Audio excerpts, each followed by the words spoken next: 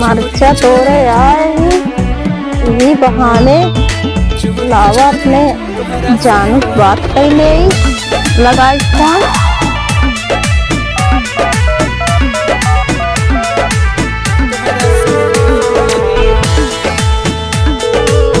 Hello हाँ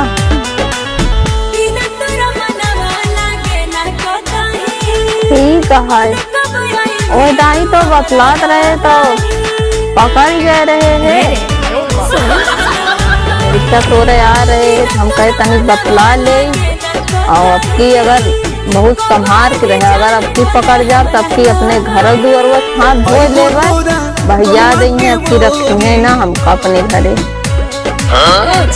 तो संभार के बतलाया।